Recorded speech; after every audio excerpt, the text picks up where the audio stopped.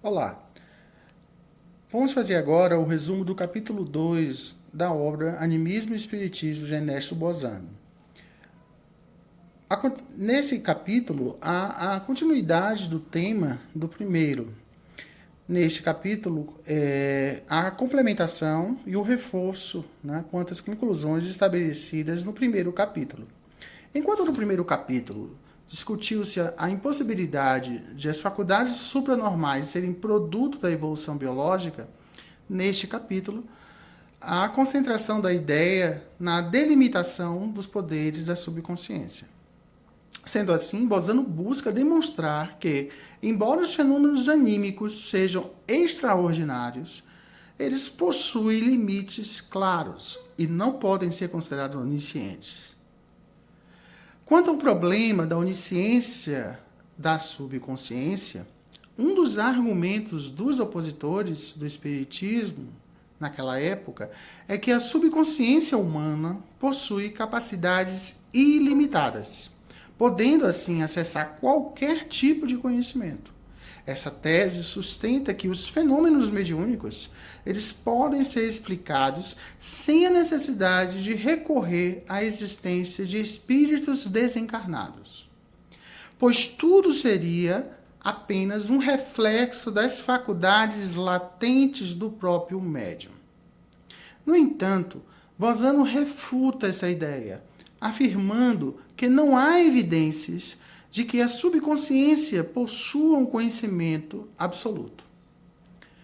Quanto aos limites da subconsciência e os erros dos adversários do espiritismo, o autor argumenta que os pesquisadores contrários ao espiritismo superestimam a capacidade da subconsciência, tentando expandi-las sem embasamento experimental. Para esses estudiosos, a subconsciência seria capaz de conhecer fatos passados e futuros com precisão absoluta, ler pensamentos e acessar informações ocultas sem restrições, manifestar faculdades anímicas em qualquer momento e circunstância. Bozano já considera isso uma visão equivocada e exagerada, extrapolada, pois não se baseia na realidade dos fenômenos observados. Quanto às falhas de hipóteses da onisciência subconsciente, se a subconsciência fosse onisciente, ela, pois, deveria ser capaz de fornecer respostas precisas e completas sobre qual o assunto ou qualquer assunto, o que não ocorre na prática. Os fenômenos mediúnicos e telepáticos ocorrem de maneira irregular, muitas vezes imprevisíveis, dependendo de fatores que não estão sob o controle do médium. Muitos experimentos mostram que a telepatia, por exemplo, falha em diversos momentos, sendo altamente variável. As mensagens mediúnicas possuem lacunas e erros, o que não seria esperado se tudo viesse da mente onisciente do médium. Em muitos casos, há evidências de comunicação com inteligências autônomas, que apresentam conhecimentos desconhecidos pelo médium. Então, a gente vai perceber nesse capítulo que existem exemplos que demonstram os limites da subconsciência. Bozano apresenta inúmeros casos concretos para mostrar que os poderes da subconsciência possuem fronteiras bem definidas. Experiências de telepatia mostram que a transmissão de pensamento ela ocorre apenas em certas condições e não de maneira infalível. Nos casos de clarividência analisados, estudados, indicam que o médium acessa informações específicas, mas não tem um domínio absoluto sobre todo o conhecimento universal. As mensagens mediúnicas autônomas abordadas no capítulo demonstram que frequentemente estas apresentam elementos inesperados e desconhecidos pelo médium, sugerindo uma origem externa à sua mente. Esses exemplos indicam que a subconsciência não pode ser usada para explicar todos os fenômenos mediúnicos, pois apresenta limitações naturais.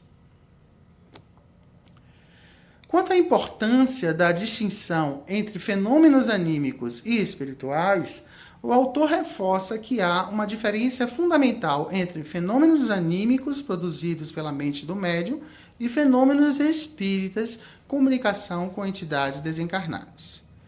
Embora alguns fenômenos possam ser explicados por faculdades anímicas, há muitos casos em que as mensagens transmitidas contêm informações desconhecidas pelo médium, o que sugere uma origem externa.